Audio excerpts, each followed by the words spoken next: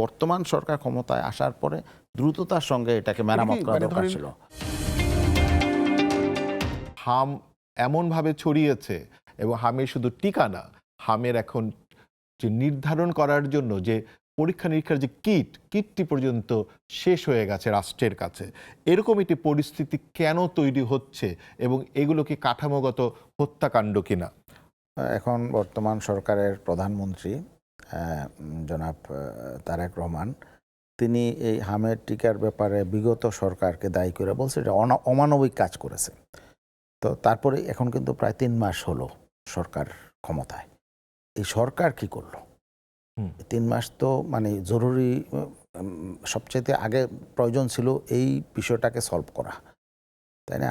এখন আমরা দেখলাম যে ওনারা কৃষি কার্ড দেয়, ফ্যামিলি কার্ড দেয়, এসব দিয়ে তারা নির্বাচনী অঙ্গীকার বাস্তবায়ন করে। নির্বাচনী অঙ্গীকার বাস্তবায়ন করা যেত, সময় ছিল, কিন্তু আগে তো ইমিডিয়েটলি এটাকে সলভ করা দরকার ছিল।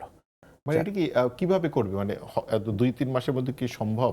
এটা তো কোনোটাই আমাদের দেশে না, মানে আনতে হয় বাইরে থেকে। না, সেই ব্যাপারে সরকারের উদ্যোগটা কি? আমরা তো ওই জাতীয় সিরিয়াস কোনো উদ্যোগ আমরা দেখিনি। এবং আপনি যেটা বললেন যে এই এখন কিটও নাই পরীক্ষার জন্য, তো এটা তো মানে একটা ব্যাপার, নেগলিজেন্সি হয়েছে। ধরেন একটা হচ্ছে এই সরকার কি ব্যবস্থা নিল, আর আরেকটা বিষয় হচ্ছে এরকম অবস্থা আমরা কেন পড়লাম না। এটা আমাদের সিস্টেম যেটা হয়েছে, বিগত সরকার 1.5 বছর ক্ষমতায় ছিলেন, তো তাদের তো দায়িত্ব ছিল যে সব বিষয়গুলো, ফাংশনগুলো যাতে সঠিকভাবে চলে। তো এখানে এটা একটা গুরুত্বপূর্ণ ছিল। বিগত অন্তর্বর্তীকালীন সরকারের এমন একজন স্বাস্থ্য উপদেষ্টা ছিলেন, মিডিয়ায় আমরা এটা নিয়ে কথা বলেছি, সবাই কথা বলেছে। তিনি আসলে বলা হলো যে উনি ডক্টর ইউনূস সাহেব, উনি ব্যক্তিগত চয়েস ওনাকে এখানে বসিয়েছেন।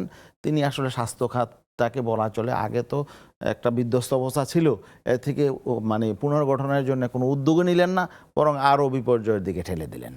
তো এগুলো আসলে দুর্ভাগ্যের বিষয়। তো বর্তমান সরকার ক্ষমতায় আসার পরে দ্রুততার সঙ্গে এটাকে মেরামত করা দরকার ছিল।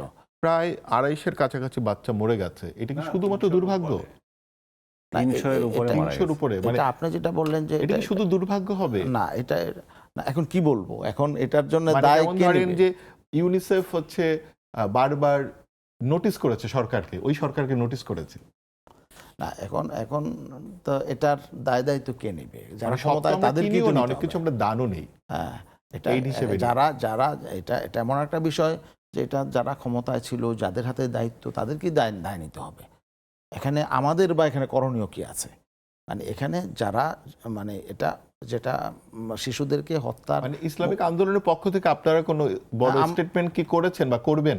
আমরা তো এ নিয়ে প্রতিবাদ করি। এটা কি হত্যাকাণ্ড হিসেবে দেখবেন কিনা?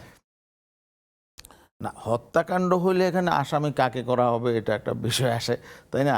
অবশ্যই এটা মানে অমার্জনীয় যে এই যে ঘটনাগুলো ঘটছে এভাবে। এটা তো এই যুদ্ধ, আমেরিকা ইরান যুদ্ধের কারণে এটা হয়েছে বিষয়টা এমন না। না, এটা একেবারেই মানে নেগলিজেন্সি থেকে এটা হয়েছে এবং দায়িত্বহীন কাজ হয়েছে। এই স্বাস্থ্য অধিদপ্তর এবং স্বাস্থ্য মন্ত্রণালয়কে এই জন্য জবাবদিহিতার মুখে আনতে হবে। যারা এটা নেগলিজেন্সি করেছে তাদেরকে অবশ্যই তাদের পানিশমেন্ট হতে হবে।